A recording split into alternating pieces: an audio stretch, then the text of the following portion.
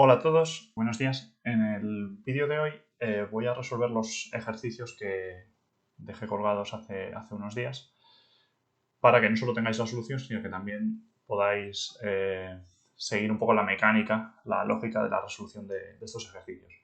Entonces, bueno, vamos a empezar por el primer ejercicio en el que nos pedían calcular el radio crítico de un núcleo homogéneo que se forma al solidificar cobre puro líquido, ¿vale? Considere que el subenfriamiento es 0,2 veces la temperatura de fusión y los datos que nos dan son los de la tabla que tenemos aquí al lado, ¿vale?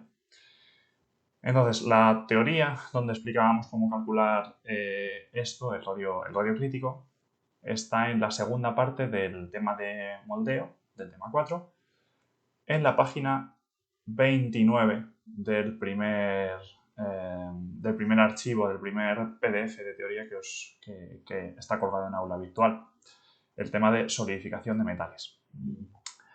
Entonces, en él podemos irnos directamente a utilizar la ecuación, la fórmula que terminábamos derivando, en la que tenemos el radio crítico en función de la energía, de la densidad de energía de superficie de ese núcleo crítico, y este delta GV, que era la densidad de energía volumétrica, ¿vale? La energía de superficie la tenemos aquí, ¿vale? La energía de superficie está aquí. El cobre, bueno, lo tenemos aquí, entonces tendríamos este valor, ¿vale? Pero la densidad de energía libre de volumen no la tenemos. ¿Y cómo se calcula? Pues si nos vamos a la página siguiente de los apuntes, la tenemos, ¿vale? La tenemos aquí. Nos viene en función del calor latente de fusión, es proporcional al calor latente de fusión, es proporcional al subenfriamiento y es inversamente proporcional a la temperatura de fusión o de solidificación, que es la misma, ¿vale? Y además es constante porque, de nuevo, pues estamos en un metal puro, ¿vale? Entonces, pues simplemente vamos a utilizar esa ecuación, ¿vale? El radio crítico es igual a 2 veces gamma dividido por delta GV, que ya directamente la voy a escribir, voy a sustituir, ¿vale? Delta H por delta T y el T sub F, la temperatura de fusión, pues viene aquí arriba. Vale, pues vamos a ir sustituyendo cosas. El subenfriamiento nos dicen que es un 0,2, es un 20% de la temperatura de fusión, ¿vale? Entonces, o de solidificación, ¿vale? Entonces, simplemente, pues lo que vamos a tener es algo como esto, ¿vale? Sustituimos el subenfriamiento 0,2 T sub F. De esa forma, de hecho, nos quitamos la temperatura de fusión, que la teníamos aquí, pero no la vamos a utilizar. Y ahora, pues simplemente vamos a sustituir los valores numéricos de cada una de estas propiedades del material. La energía superficial es 177 por 10 a la menos 7, ¿vale? La tenemos aquí en la tabla. Son julios centímetro cuadrado. Y en el denominador vamos a tener el delta H, que es el calor latente de fusión, que es este valor de aquí, ¿vale? 1826 para el caso del cobre. 1826 julios por centímetro cúbico. Entonces son 1826 julios por centímetro cúbico. Por 0 grados. ¿Vale? Esto no tiene unidades porque se nos han ido las temperaturas. Pues simplemente los julios y los julios se nos van, los centímetros al cuadrado se nos van, con lo cual solo nos quedan centímetros que suben arriba y con lo cual lo que nos queda es que el radio crítico nos va a quedar en centímetros. El valor que nos queda es, si mis cálculos no me fallan, 9,7 por 10 a la menos 8 centímetros. ¿Vale? Entonces este sería el resultado del primer apartado. Para el segundo apartado hubo un par de datos que no os daba en el enunciado, pero bueno, podéis buscarlos, que nos piden calcular el número de átomos en ese núcleo de tamaño crítico, ¿vale? Es decir, nosotros tenemos ahora un volumen que va a ser una esfera, ¿vale? Por eso tenemos ese radio crítico. Y este volumen está formado, está lleno, todo este volumen está formado por átomos de cobre, por un número de átomos de cobre, que están ya en estado sólido, que forman ya un núcleo solidificado. Y nos piden saber qué cantidad de átomos hay en este radio crítico, ¿vale? Para calcular eso, pues, ¿qué es lo que tenemos en realidad de dato de partida ya? El tamaño de esa esfera, ¿vale? Es decir, tenemos el volumen de esta esfera. Que, pues, siendo una esfera, es 4/3 de pi por el radio crítico al cubo. A través de la densidad y del peso atómico del cobre podemos calcular. A través de la densidad calcularemos la masa de este núcleo, ¿vale? De este núcleo crítico, y luego a partir de la masa podremos calcular el número de moles o el número de átomos, ¿vale? Entonces, simplemente lo que tenemos que hacer es la masa de ese volumen crítico será la densidad del cobre por el volumen, ¿vale? Volumen de la esfera, ese lo estamos llamando ese volumen crítico, ¿vale? Simplemente V asterisco. Con esto tendríamos en la masa, de hecho no voy a calcular la masa, voy a calcularla ya todo a la vez. Y el número de átomos será la masa dividido por ese peso atómico, ¿vale? Voy a llamarlo así, peso del cobre. Sustituyendo, ¿qué es lo que nos queda? Pues densidad del cobre por el volumen, ya también voy a sustituirlo, 4/3 de pi r al cubo, ¿vale? Esta r así. Bueno, para no confundirnos, este r es el radio crítico, ¿vale? Es este valor, este 9,7 por 10 a la menos 8 centímetros. Un valor muy, muy pequeño. ¿Vale? Con esto teníamos el volumen y el peso atómico del cobre. Que eso pues lo tenemos ya aquí el valor numérico. Simplemente ya pues es sustituir, ¿vale?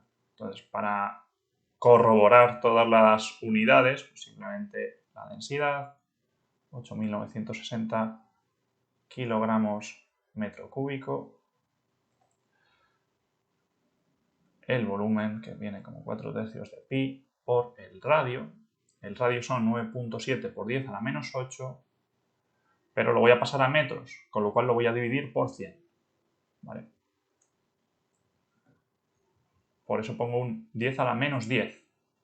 Importante, ¿vale? Ese detalle. Si no, tendríamos aquí centímetros, que tendríamos que convertirlos a centímetros cúbicos a metros cúbicos.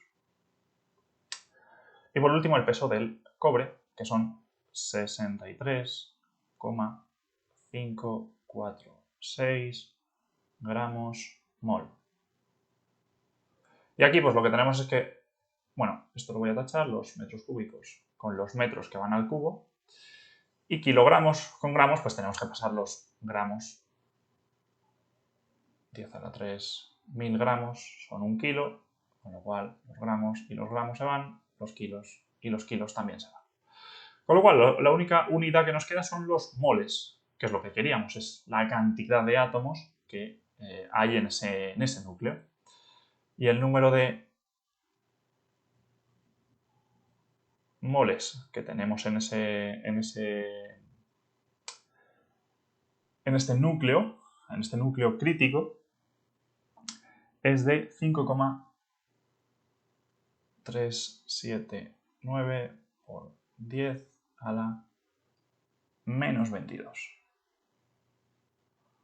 Así que realmente son muy poquitos átomos. Si queremos convertirlo, si queremos saber el número de átomos exactamente, lo que haríamos es multiplicarlo por la unidad, por los átomos que hay en un mol de átomos. Es decir, el número de Avogadro. Y ese número es 6,022 por 10 a la 23 átomos por mol. Y nos da un valor de 324 átomos.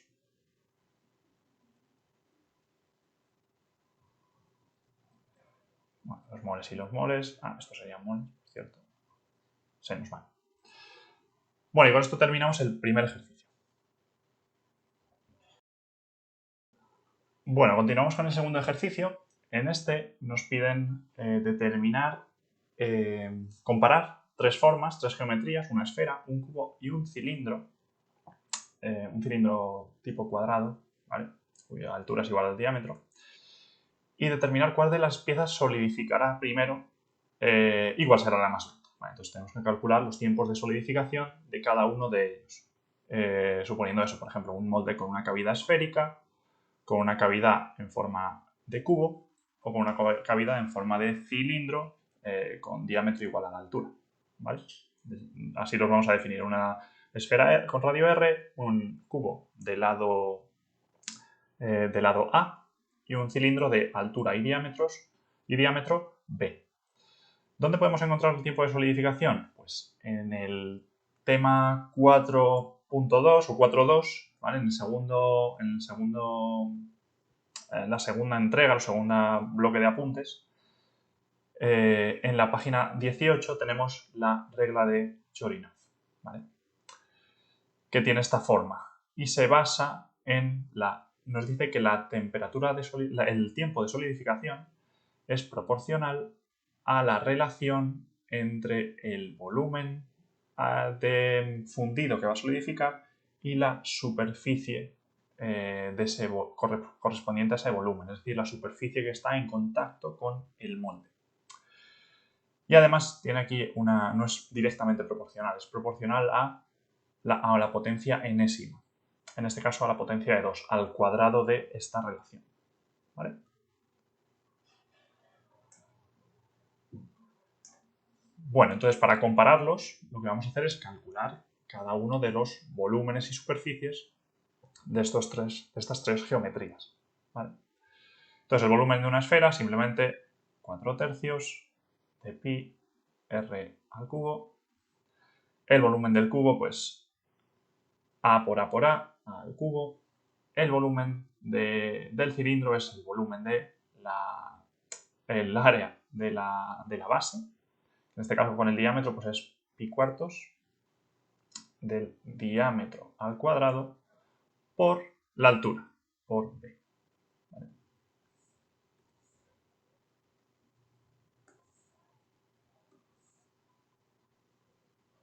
Nos queda eso.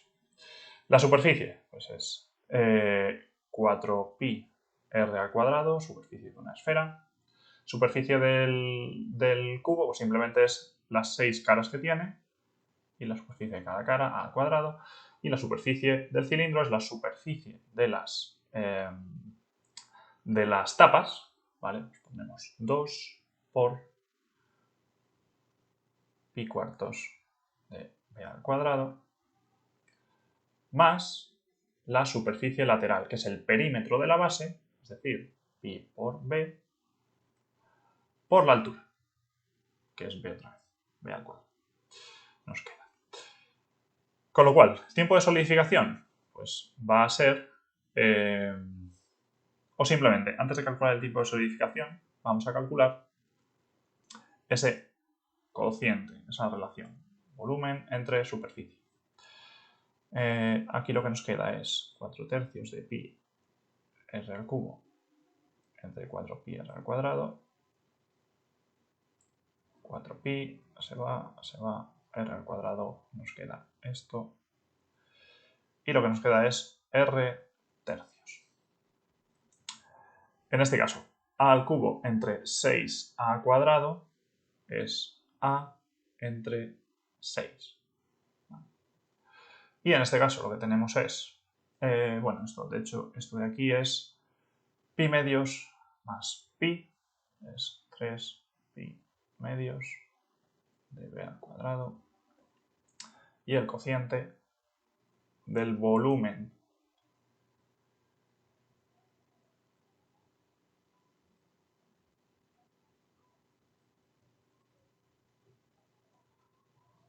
se nos va, esto era el volumen, esto es la superficie, toda la superficie, ¿vale? No solo la lateral.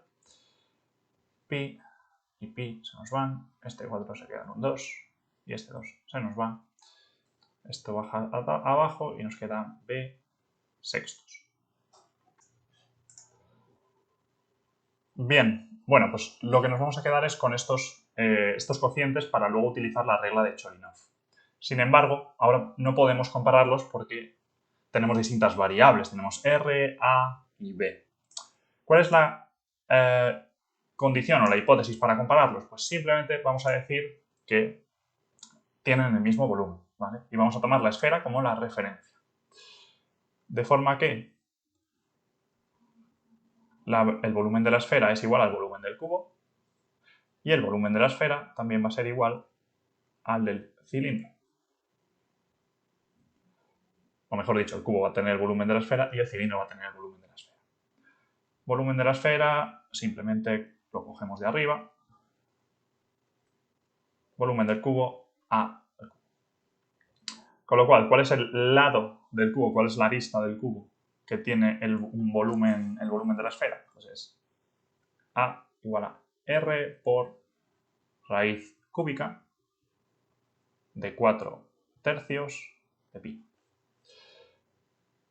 Para el cilindro, lo que nos queda es volumen de la esfera y el volumen del... Uy, perdón. Estaba copiando la superficie. Y el volumen del cilindro, que es pi cuartos por b al cubo. Pi se va y nos queda que la b, el diámetro y la altura del cilindro son proporcionales al radio y hay que multiplicarlo por la raíz cúbica de 16 tercios. ¿Vale? Bueno, pues ahora sí, ahora vamos a calcular los tiempos de solidificación de cada una de estas geometrías. Empezando con la esfera, nos va a dar un T1, T de solidificación, igual a, y la regla de Chorinov era utilizar una constante, la relación entre el volumen y la superficie, que en este caso en la de la esfera es R tercios, elevado a n, que en este caso vamos a suponer que era 2, nos lo decía el enunciado, el tiempo de solidificación del cubo igual, una constante, y de nuevo la relación volumen entre superficie es A sextos, con lo cual nos venimos aquí y es esto dividido por 6, R sextos, 4 tercios de pi elevado al cuadrado. Y por último, el cilindro.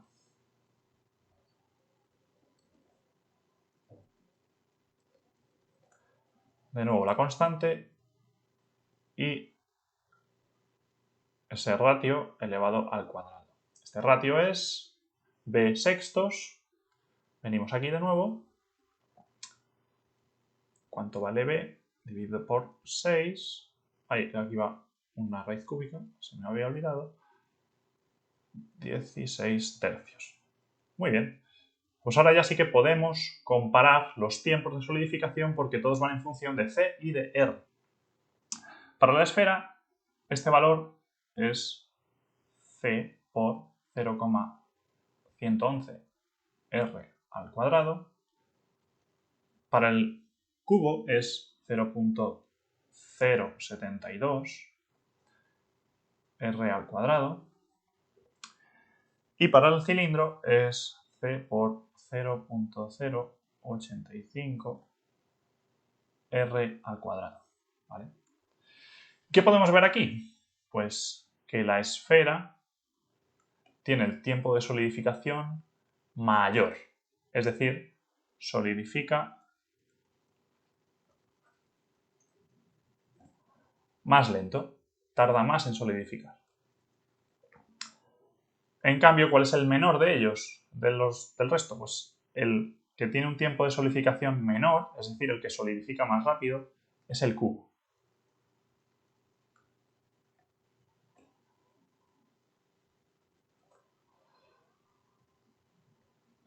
Esto es especialmente importante en el diseño de una mazarota. ¿Por qué? Porque deseamos que una mazarota solidifique lo más tarde posible, ¿vale? Para ser capaz de proporcionar el metal fundido al resto del molde. La mazarota ideal sería una mazarota esférica. De hecho, es la óptima, porque es la geometría que más volumen ofrece por menor superficie, ¿vale? Con lo cual este valor que tenemos aquí, esa proporción de volumen partido por superficie, es máxima, es óptima para una esfera. ¿Qué pasa? Fabricar una mazarota esférica implica unas ciertas dificultades técnicas.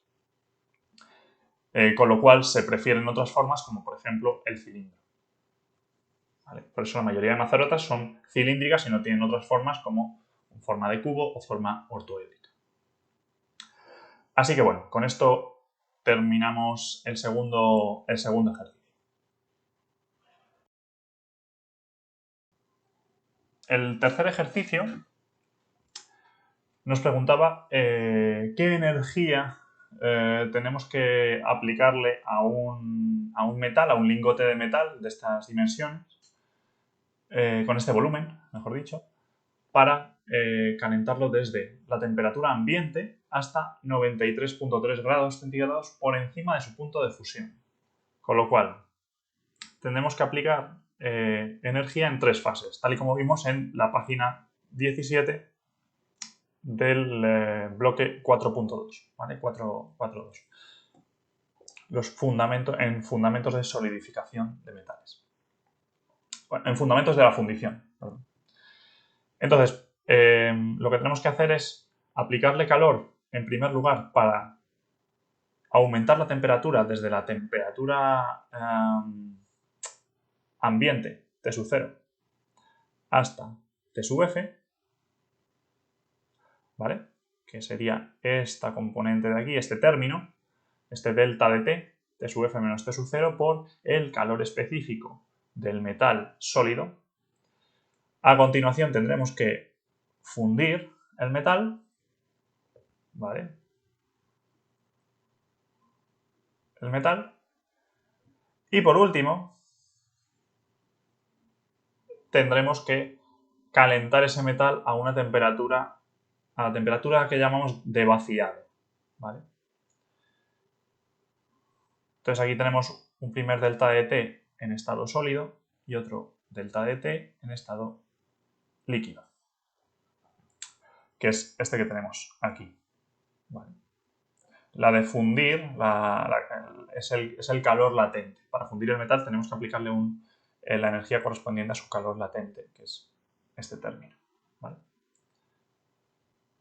HF, aquí tenemos calentamiento y aquí tenemos calentamiento de sólido y calentamiento de líquido.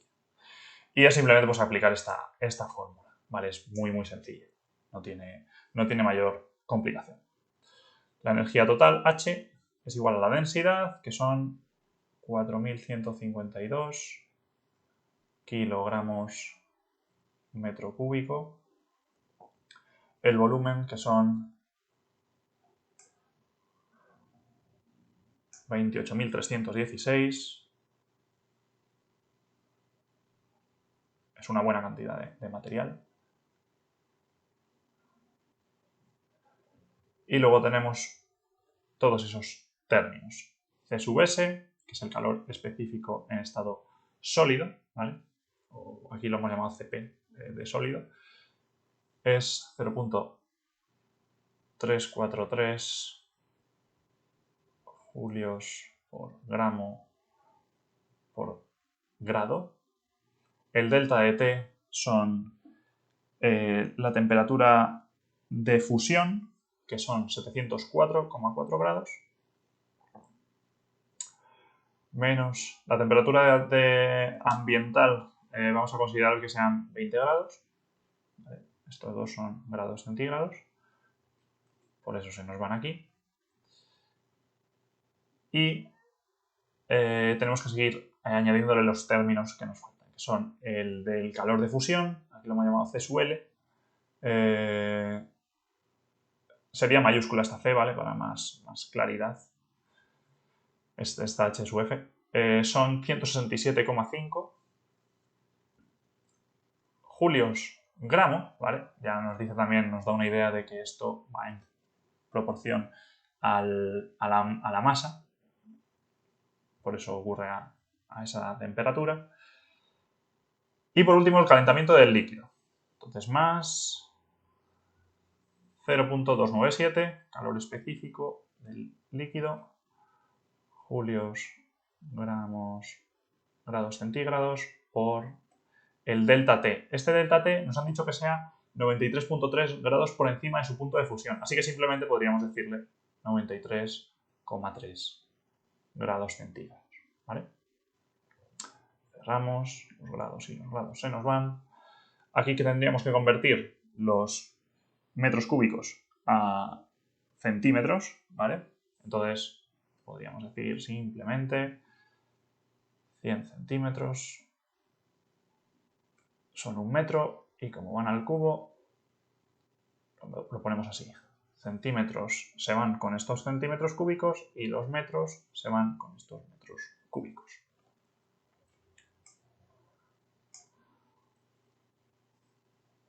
Con lo cual nos queda, simplemente por hacernos una idea de las cantidades, de cuánta energía se va en cada uno de estos calentamientos, voy a hacer un paso intermedio.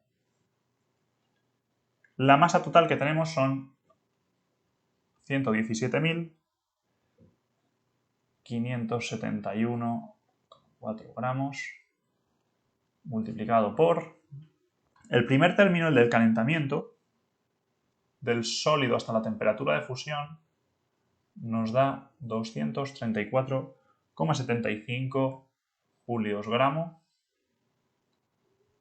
El término de la fusión, el calor latente, son 167,5. Y el término de la cantidad de calor que tenemos que proporcionarle al líquido para calentarlo, esos 93 grados, por encima de su temperatura de fusión, son 27,71 julios gramo. ¿Vale? De forma que, pues claro, todos estos gramos se nos van a ir. Pero aquí lo que es interesante ver es ¿qué se lleva más energía? Pues lo que se lleva más energía es elevar la temperatura desde los 20 grados hasta los 700, es mayor que los otros términos, pero si miramos la cantidad de energía que hay que darle al metal para fundirlo, es también un porcentaje muy, muy grande, ¿vale? Sigue siendo este más grande, pero este es bastante grande. Y luego el último, pues son solamente 93 grados por encima, que comparados con estos casi 700 grados, pues son bastante, es prácticamente un orden de magnitud inferior. Con lo cual, haciendo esta cuenta simplemente, nos va a quedar una energía de 50,55 por 10 a la 6 julios. O 50,55 megajulios. ¿Vale? Muy bien. Bueno, con esto terminamos este ejercicio. Era muy, muy sencillo. El cuarto ejercicio preguntaban algunas cosas sobre un bebedero. O sea, ya empezamos con el problema de los moldes, ¿vale? De la alimentación de los moldes. Entonces nos enuncian que hay un molde que tiene un bebedero de colada con una longitud, ¿vale? Y un área de sección transversal con un determinado valor. Luego además nos dicen que el volumen total del molde es de 1638,7 centímetros cúbicos.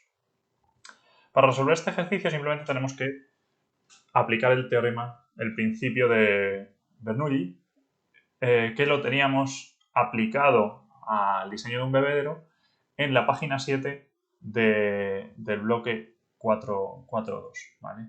De la segunda parte del tema 4. Lo primero que vamos a hacer es calcular la velocidad del metal fundido en la base del bebedero. Entonces, para ello simplemente la base del bebedero, digamos que está aquí, y aquí está el metal fundido que empieza a caer, como decíamos, en caída libre. Entonces, si aplicamos Bernoulli en este punto, podemos simplemente utilizar esta fórmula de aquí, que es la altura en ese punto más la presión en ese punto partido por la densidad y la gravedad, más la velocidad en ese punto al cuadrado partido por 2g. Y como se conserva la energía, en este punto tendremos h sub 2 más p sub 2 partido por ρ por g más la velocidad en ese punto partido por 2g. La presión, como está en caída libre, la presión que tenemos fuera del molde y dentro del molde es la misma, ¿vale? Entonces P sub 0 y P sub 2 son iguales, con lo cual podemos eliminarlos por eso, ¿vale? No porque sea cero la presión, sino porque es la misma, no hay una diferencia de presiones. Y lo que sí que es cero es la velocidad a la entrada, ¿vale? Empieza a caer en ese punto, con lo cual V sub 0 es 0. Con lo cual lo que nos queda es h sub 0 menos h sub 2 es igual a v al cuadrado partido v2 al cuadrado partido por 2g. Es decir, la velocidad en 2 es igual a la raíz cuadrada de 2 por g por delta de h. ¿Vale? H sub 0 menos h sub 2 va a ser este delta de h. Así que podemos ya simplemente calcular. 2 por g, que es 9,8, es una aceleración, metros por segundo al cuadrado, y la altura que tenemos es 20,32 centímetros. Voy a pasarla a metros, ¿vale? 0,2032 metros. Y el resultado que nos queda es una velocidad de prácticamente 2 metros por segundo en la base del bebedero, ¿vale? Nos piden a continuación la velocidad volumétrica de flujo. Es decir, lo que nos están pidiendo, ¿no es cierto? Tengo que pasarlo a azul. Lo que nos están pidiendo es el caudal, ¿vale? Apartado B. Esto era el apartado A. El caudal. Y el caudal lo tenemos, lo tenemos un poquito más adelante, creo que es la transparencia en la página 9 de ese mismo archivo, ¿vale? En el que tenemos el caudal que entra al molde y también el tiempo de llenado, que va a ser el apartado C. Entonces, el caudal que entra al molde simplemente es la velocidad, que hemos llamado V sub 2, por el área, la sección en ese punto, ¿vale? Que es en la base del bebedero. Y ese valor la velocidad son 2 metros por segundo, y el área, la sección en la base del bebedero son 2,58 centímetros cuadrados. Lo convertimos a centímetros, a metros, mejor dicho. 100 centímetros partido por metro al cuadrado, y este se nos van, y lo que nos queda es que el caudal de entrada al molde es de 0,515 por 10 a la menos 3 metros cúbicos por segundo. Es decir, serían 0,515 litros por segundo. ¿Vale?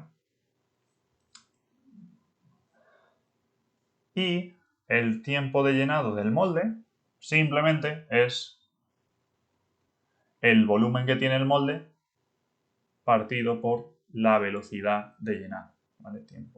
Volumen del molde y tiempo del molde. Y tiempo de llenado del molde. Ese volumen nos decían que era 1638,7 centímetros cúbicos. Y el caudal son 0,515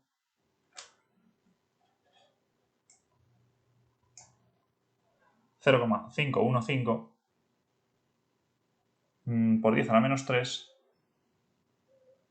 metros cúbicos, 10 a la menos 3 metros cúbicos por segundo. Convirtiendo de nuevo metros y centímetros,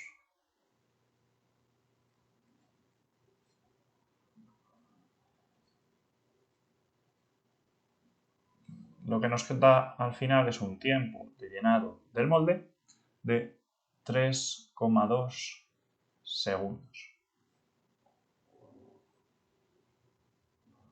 ¿Vale? Así que bueno, con esto tenemos ya, aquí teníamos el caudal, el tiempo de llenado y la velocidad del fluido del metal fundido en la base del molde. ¿Vale? Con esto terminamos el ejercicio número 4. En el siguiente ejercicio, el ejercicio 5, lo que nos piden es diseñar una mazarota. ¿Vale? Una mazarota cilíndrica para alimentar un molde que tiene estas dimensiones y tiene una forma, es una placa rectangular, tiene una forma ortoédrica.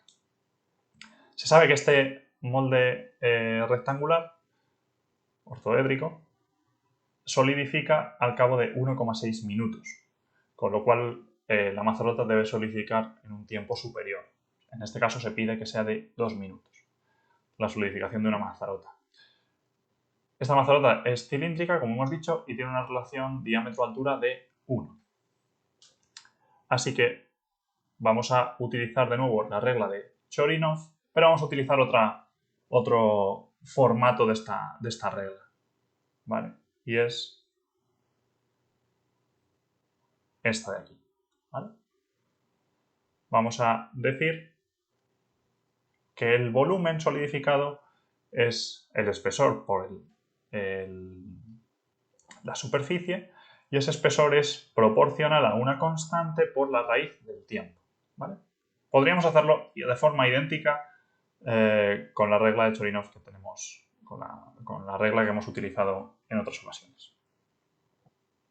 Esta mazarota solidificará, llamarlo T sub 2, al cabo de 2 minutos, y lo que nos piden es diseñarla, con lo cual lo que nos piden es ese diámetro, que va a ser igual a la altura, y este molde solidifica al cabo de 1,6 minutos.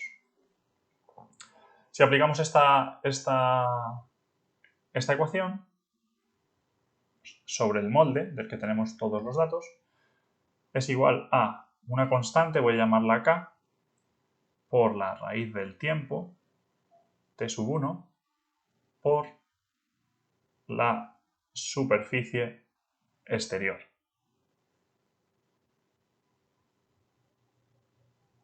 Así que de aquí simplemente podemos obtener K despejando V raíz de T y la sección. Vale. Entonces el tiempo es 1,6 minutos. La superficie es 2 por cada una de las parejas de caras, ¿vale? Tiene 3 parejas de caras, que son todas las combinaciones de las aristas. 12,67 por 7,62 más 12,67 por 2,54 más 7,62 por 2,54. Estos son centímetros cuadrados. Y el volumen simplemente pues, es el producto de todas las aristas. 12,67 por 7,62 por 2,54 y esos son centímetros cúbicos. Vale. Así que la constante que nos queda tiene un valor de 0,6548 centímetros partido por raíz de minutos. ¿Vale? El cilindro, para aplicar esta misma ecuación para el cilindro, lo que nos queda es V sub 2 es igual a el volumen del cilindro, ¿vale? Eso es V sub 2, la misma constante, esta que hemos obtenido aquí, T sub 2, que hemos dicho que queríamos que fuera 2 minutos, y la superficie del cilindro S sub 2, ¿vale? Vamos a calcular aquí aparte simplemente V sub 2, que es el área de la base del cilindro, pi cuartos de al cuadrado, por la altura también, que es d, así que va a ser d al cubo. Y la superficie del cilindro, que va a ser el área de las dos tapas, 2 pi cuartos d al cuadrado, más el área lateral, que es simplemente el perímetro, pi por d, por la altura, al cuadrado.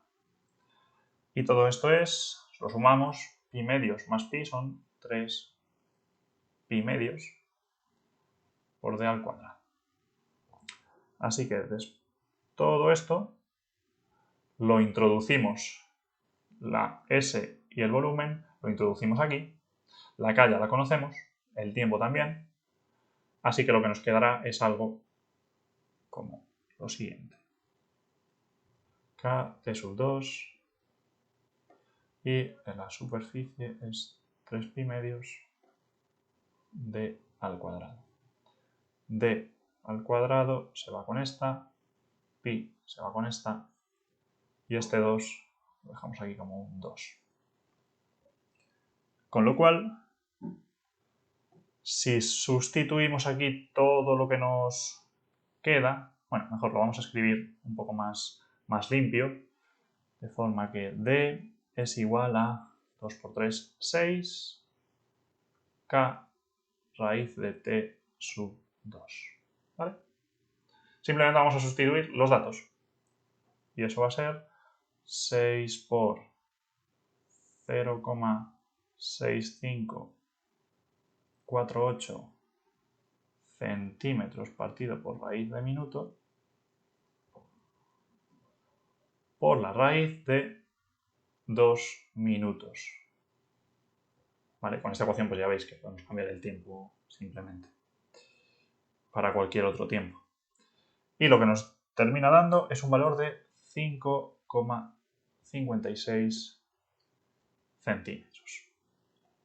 ¿Vale? La mazarota que solidifica en 2 minutos para este proceso de moldeo sería un cilindro con un diámetro de 5,56 centímetros y una altura igual a su diámetro. Bueno, con esto terminamos este ejercicio.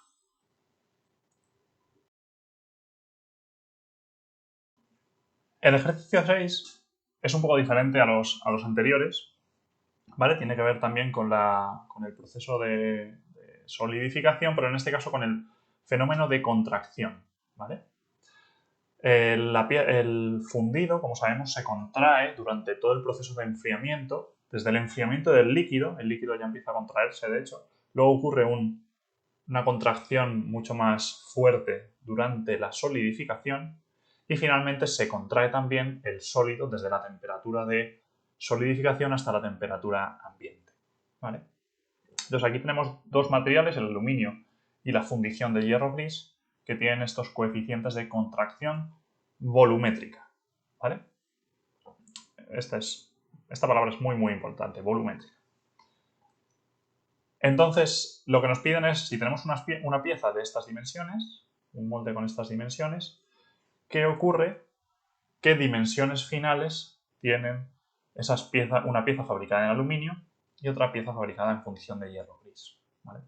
Entonces tenemos una configuración inicial V1 que tiene estas dimensiones, 100 por 200 por 400, es decir, este LX será 100, 200 y 400 centímetros, y al cabo de ese enfriamiento, toda la solidificación y el enfriamiento posterior, ha ocurrido una contracción, que según el material pues tiene un valor u otro.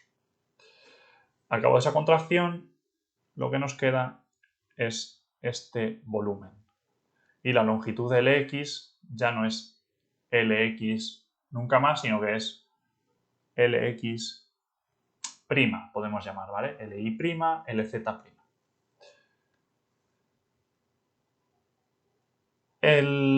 De forma que LX se convierte en LX'. ¿Vale?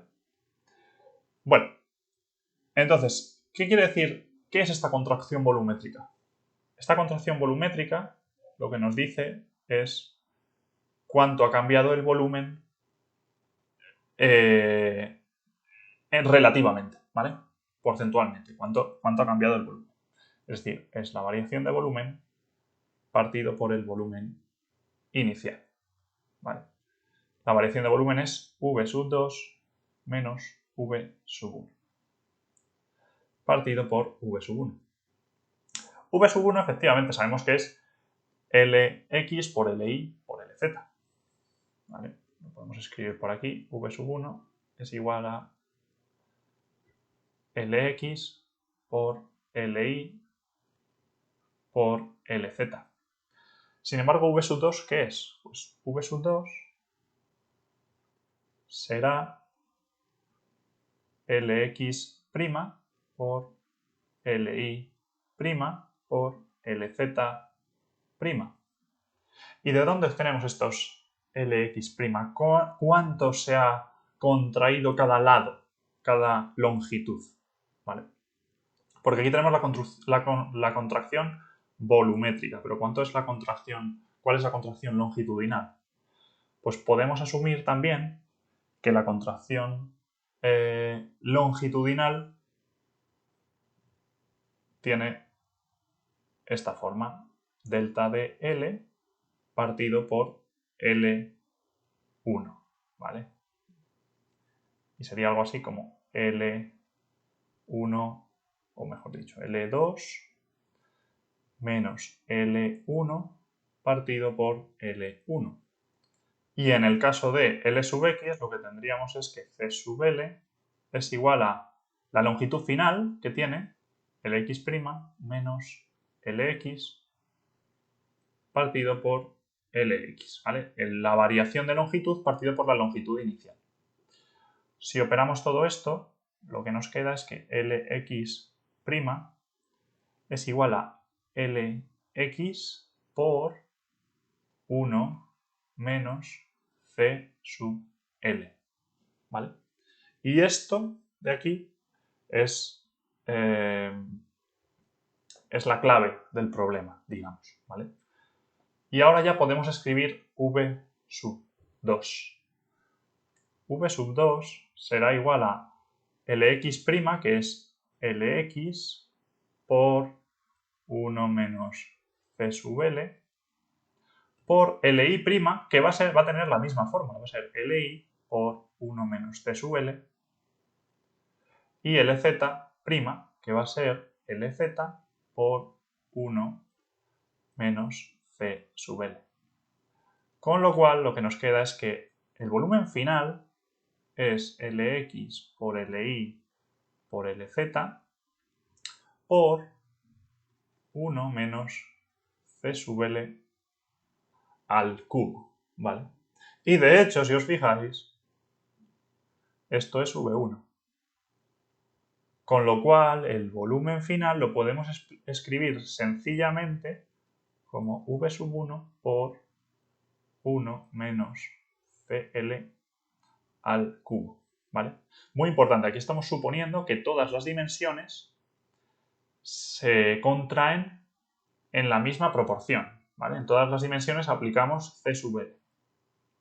Eso es muy importante. De forma que, ¿qué es lo que teníamos antes? Sabíamos que C sub V, de hecho esto lo podemos escribir de la siguiente forma. V2 es igual a V1 por 1 menos CV. ¿Vale? Os suena, ¿no? Se parece mucho. De hecho, es que tienen la misma forma estas dos ecuaciones.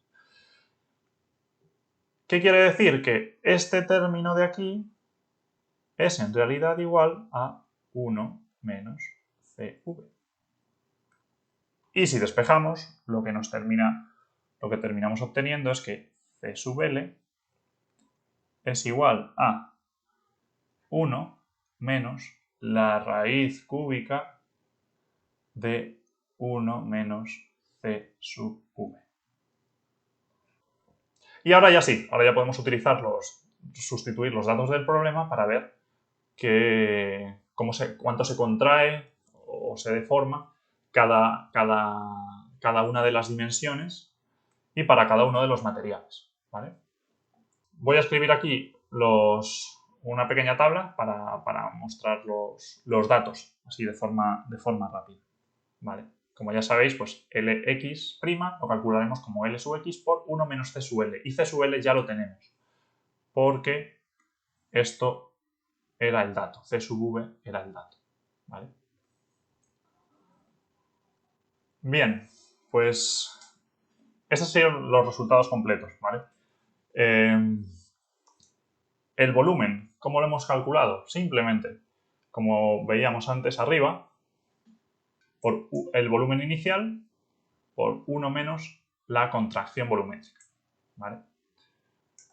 Por supuesto, la contracción volumétrica la ponemos en tanto por 1, ¿vale? Para hacer las operaciones, esto debería ser 0.071 y esto debería ser menos 0.025. ¿Vale? Igual que con la contracción lineal. Para calcular la contracción lineal, simplemente utilizamos la contracción volumétrica y esta formulita que hemos derivado antes. Y con esa contracción lineal ya sí que podemos obtener cada una de las longitudes.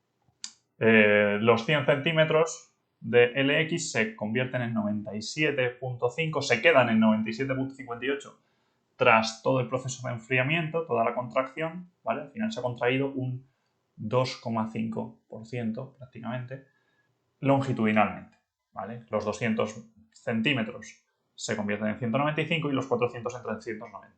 Para el aluminio, porque para el hierro gris la contracción no ocurre, al menos no ocurre en ese sentido, se expande, ¿vale? El hierro gris le ocurre eso, es una aleación un poco especial en ese sentido en cuanto a la contracción.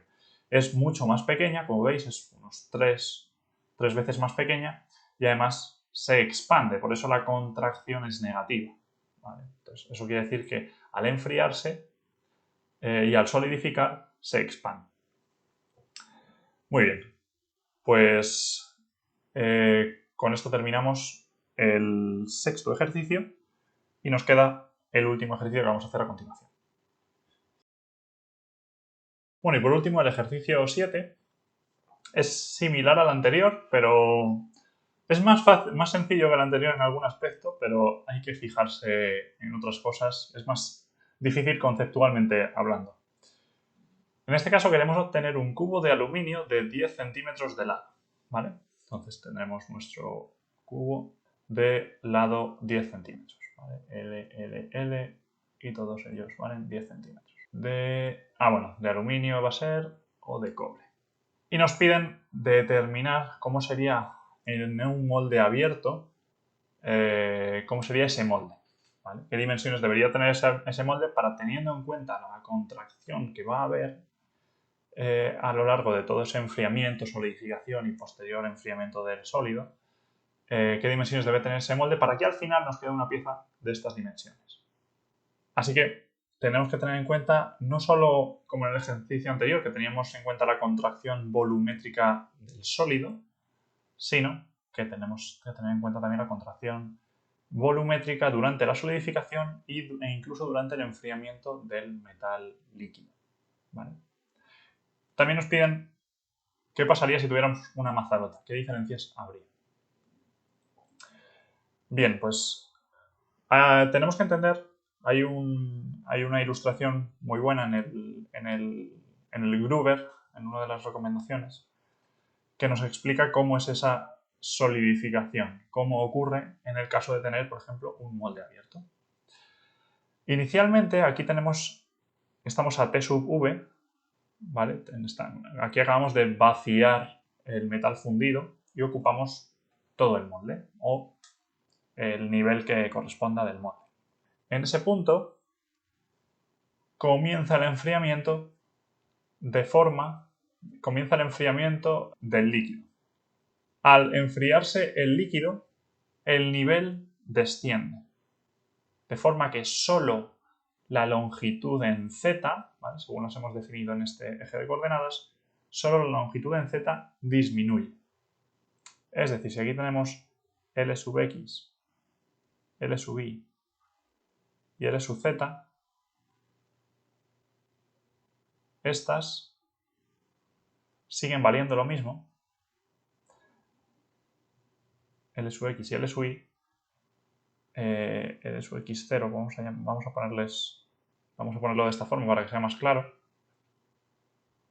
L sub y0 son iguales, ¿vale? Lx1 es igual a Lx0 y Li1 es igual a Li0. Sin embargo, Lz se ha contraído. Como es la única dimensión que se contrae, Lz1 va a ser igual a Lz0 por 1 menos ese coeficiente de contracción. Como es una de las dimensiones la que se ha contraído, este es el coeficiente de contracción volumétrico cuando cambia de temperatura el líquido. ¿Vale? Queda un poco largo, pero así es más fácil diferenciarlos. A continuación se produce la solidificación. En la solidificación vemos que empiezan las paredes y termina propagándose por todo el molde. Puede que tengamos porosidades, pero eso no vamos a despreciarlo. ¿Cómo cambian las dimensiones durante la solidificación? ¿Vale? ¿Cómo ocurre eso? Pues lo que ocurre es, de nuevo, las dimensiones X e Y no cambian. El molde sigue pegado a la pared, a las paredes. ¿Dónde entonces se acumula esa contracción? En Z, ¿vale? Es un molde abierto. ¿Ok? Con lo cual Lx2 es igual a Lx1, con lo cual es igual a Lx0. Li2 es igual también a Li0, no han cambiado estas dimensiones. Y Lz es la única que, de nuevo, acumula toda la contracción. ¿Vale? Entonces, Lz2 es igual a Lz1 multiplicado por el coeficiente de contracción volumétrica durante la solidificación. ¿Vale? Con lo cual, esto sería igual a Lz1 por 1 menos Cv de solidificación. Y finalmente ya tenemos el sólido, ya tenemos nuestra fundición en estado sólido a la temperatura de solidificación y ahora comienza el enfriamiento desde la temperatura de solidificación hasta la temperatura ambiente. Y ahí sí ya todas las dimensiones se contraen y podemos aplicar lo que dedujimos en el problema anterior. Y es que aquí sí que tenemos una contracción de cada una de las dimensiones, ese C sub L que calculamos antes. ¿Vale? Ese C sub L, que ahora lo veremos, pero bueno, Lx sub 3 entonces será igual a Lx sub 0 por 1 menos C sub L del sólido o por el cambio de temperatura, mejor dicho, del sólido,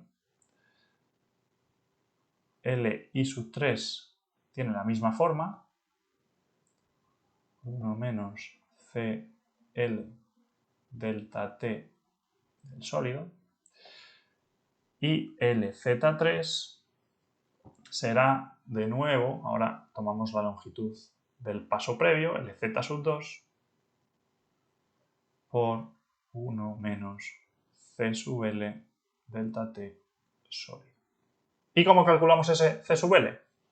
Pues ese C sub L, podemos volver al apartado anterior, pero lo que nos quedaba era algo así como 1 menos C sub V es igual a 1 menos C sub L, vamos a ponerle todos los apellidos, C sub V delta T de solidificación, y aquí este cubo, ¿vale? Porque varían las tres dimensiones a la vez. De hecho, aquí podemos ver que si solo variase una dimensión, lo que nos queda es que son iguales, que es lo que ocurría con la dimensión z durante el enfriamiento del líquido y durante la solidificación, ¿vale? Que podíamos utilizar aquí C sub V directamente sobre la longitud, ¿vale? Pero en el caso del enfriamiento del sólido, lo que nos queda es algo como esto. Y si despejamos C sub L, lo que nos termina quedando es, como veíamos en el ejemplo anterior, 1 menos C sub V delta T S. ¿Vale? Y ahora ya sí, podemos sustituir todo esto que nos ha quedado para obtener estos valores, ¿vale? Para nuestro ejercicio. ¿Por qué? Porque, ¿qué es lo que tenemos que hacer? Pues simplemente Lx3 es igual a Li3 y es igual a Lz3, porque lo que queremos obtener es un cubo, 10 centímetros. De hecho, lo voy a llamar L sin más, sin ningún subíndice, ¿vale? Y de esto podemos directamente decir, vale, ¿qué tamaño necesitamos en x0, en y0 y en z? En z0 también. Entonces, para Lx, lo que nos queda, entonces, en x, lo que nos queda es que L es igual a Lx sub 0 por 1 menos C sub L delta Ts.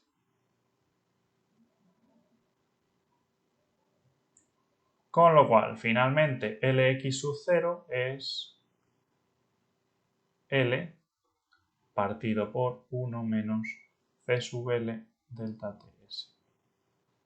Li0 va a quedar exactamente igual, ¿vale? Lo voy a poner aquí al lado, pero Li0, como veis, tiene la misma forma. 1 menos C sub L delta Ts. Y en Z tenemos que tener en cuenta las contracciones anteriores. Con lo cual, L, que es Lz3, que es L, porque queremos que sean 10 centímetros también, es Lz2, que es esto, que a su vez es Lz1, que es esto de aquí atrás, con lo cual, al final lo que tenemos es que multiplicar cada uno de esos términos.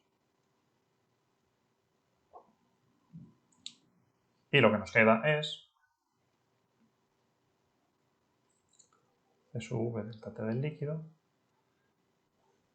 C sub V del sólido, de solidificación, mejor dicho, de solidificación, por el último término, que era durante el enfriamiento, ¿vale? Del sólido. Con lo cual, Lz0 sería igual a L dividido por todos estos términos. Así que con esto ya tenemos cuánto debería ser el valor de cada una de estas dimensiones, ¿vale? Y por aquí esto que nos faltaba. y cómo calcular ese último término de la contracción longitudinal, ¿vale? Entonces ya simplemente sería sustituir esos valores para cada uno de los dos materiales que tenemos, ¿vale? Y ver cómo afecta a cada uno de ellos, cómo deberían ser. Para el aluminio, las dimensiones que debe tener en X y en Y son 10,19 centímetros y en Z debe ser algo superior para compensar esas otras contracciones, en concreto casi un centímetro o más, ¿vale? 10,95 centímetros, para obtener al final un bloque, un cubo de 10 centímetros de lado. Y para el cobre, que es un poco mayor, y en Z es 10,775, ¿vale? Esto, muy importante, sería, como hemos visto, en un molde abierto y en el que no tuviéramos una mazarota, ¿vale? Con el que teníamos el líquido por aquí, ¿vale? Y se iba a ir solidificando, enfriando y contrayendo. Sin embargo, si tenemos una mazarota que le proporcione el material, ¿qué es lo que ocurre? Que la contracción, vamos a dibujarlo así muy de forma sencilla, vamos a suponer una mazarota que alimenta el metal a nuestra pieza, ¿vale? Nuestra pieza va a ser este bloque. Entonces la contracción, y aquí tendremos metal que estaremos inyectando desde alguna canal de alimentación directamente al molde o a la mazarota. Y lo que hará es que la contracción que vaya produciéndose en Z la va a compensar la mazarota, al menos hasta la solidificación de todo. Con lo cual, el término en Z, la longitud en Z, no va a reducirse durante el enfriamiento del líquido ni durante la solidificación de ese metal fundido. Con lo cual, lo que nos va a dar es que con mazarota LZ0 va a ser igual a LX0 y a LI0, ¿vale? No vamos a tener ese efecto de la contracción ni en el enfriamiento del líquido, que sería este término, ni en la solidificación del fundido, ¿vale? Con lo cual solo quedaría LZ0 multiplicado por 1 menos C sub L, ¿vale? Que es la contracción, que corresponde a la contracción durante el enfriamiento del sólido, ¿vale? Contracción lineal, ¿vale? Esa L es del sólido, pero esa L es lineal. Así que con esto terminamos este ejercicio. Bueno, si tenéis cualquier duda ya sabéis que me podéis contactar por email, estaré encantado de resolveros todas las dudas y problemas que puedan surgir. Un saludo.